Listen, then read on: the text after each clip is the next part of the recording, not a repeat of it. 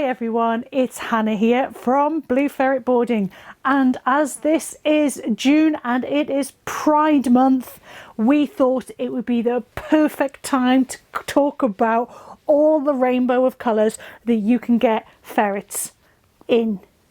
All the rainbow, the colours of the ferret colourings. So let's start with our lovely Bang Bang here. This is Crash Bang Bandicoot, and Crash Bang is what we would call a polecat. In America they tend to call them sable, and to be honest, sable is a better term for them, because when you say polecat, a lot of people automatically think that it's an actual polecat, as in the species, where we are meaning that the colouring of the ferret is that similar to a polecat, where a polecat is its own thing and it is a wild animal. Do not get the two confused, that's all I'm saying. And you can have ferret polecat crosses, which we're not too, it's not brilliant, we're not happy about that particularly here at Blue Ferret, just that's our stance, but they tend to be called EUs. And an EU will generally be a ferret crossed with a polecat, and you have to be they're quite obvious of what they are, and you have to be careful with them because obviously they aren't as domesticated. I'd probably call him a light Poley or a light sable, as opposed to a dark. The reasons for that are he's got that lovely pink nose. Look at that pink nose. He's got quite a light mask on him. As you can see, he's got brown eyes, generally brown. They're not like as black as they could be, like big black currants or something. You can see his tummy underneath, it's quite creamy. It's a white or a creamy under here. And under here, you can see it's all quite light as well. If you can see that, I'll try and do that this way. So you can see under here, his undercoat is quite light, but the actual guard hairs, so what we call these longer hairs here, these guard hairs, are actually darker, but underneath he's got this lightness.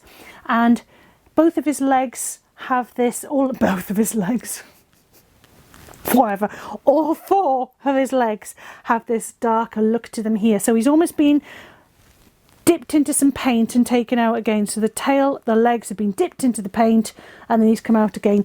And the main thing about any Poley, what type of Poley or sable it is this typical bandit mask.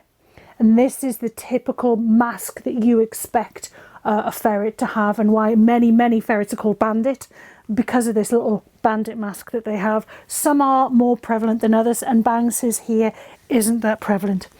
I'm going to put him back because he's getting a bit twitchy because he's ready to go for the toilet, and we'll have a look at a dark Poley next.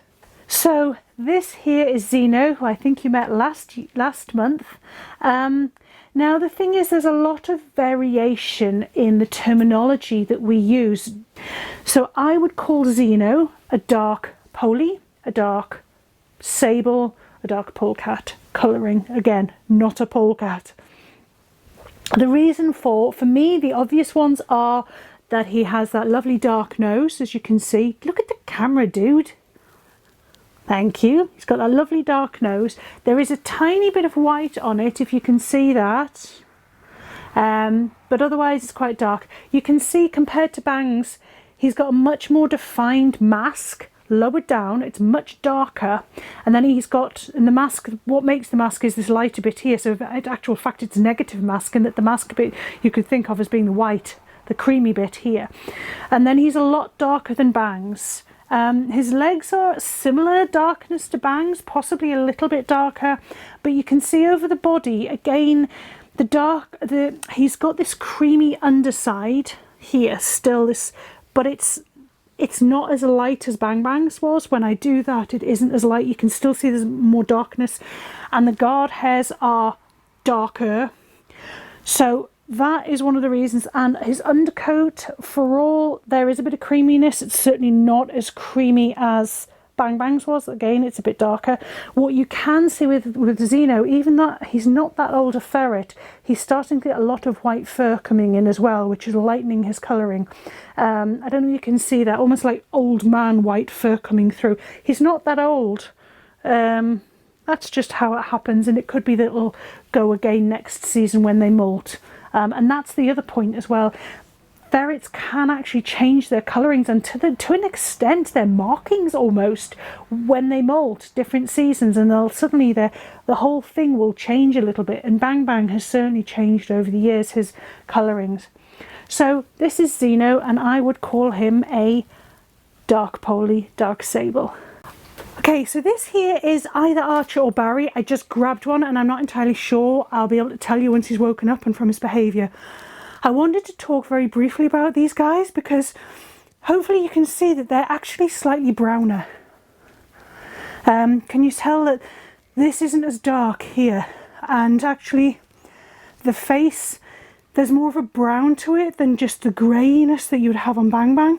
So this dude, you can see his nose, it's kind of pink, but it's got a T on it.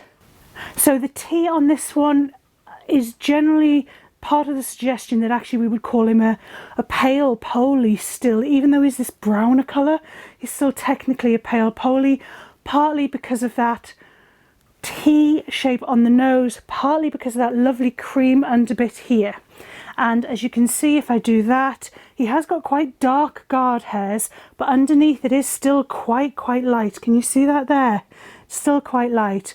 He's got that slightly more pronounced mask than Bang Bang, but as you can see, it's nowhere near as dark as Zeno's. So it's kind of another pale Poley, but he is more of a, I'm going to use the word chocolate, but chocolate is its own colour, but we tend to use chocolate for more Angora ferrets. So I'm not using the term chocolate as a colouring. What I'm trying to say is that his actual, to use it as a colour word, it is a bit more of a chocolate colouring that he has. So this is Barry or Archer. Not entirely sure which. So finally then, this is another dark Poley, dark sable, dark polecat. This is Roger, and again, you can see he's got pretty much a black nose. Again, there are little bits of white in this dude, but on the whole it's black. He's got a very black mask, but actually for Roger, you can see that that's actually extending down onto his nose now, where with Zeno it didn't extend down that far.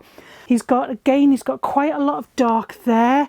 He looks like he's been dipped, a bit like all Poleys, looks like he's been dipped in darker paint. He's got, again, that lighter underneath.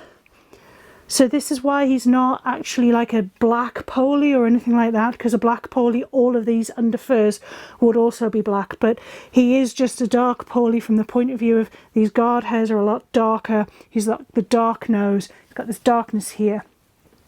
And as you can see, this mask is less of a mask all the way across, but more like two little bits of white, almost like a raccoon, I suppose, on by his eyes. So around his eyes, and little bits of dots. I know, dude. Little bits of dots above his eyes, and then these bits round. But he doesn't have the full mask over there. I know, dude. I know, dude.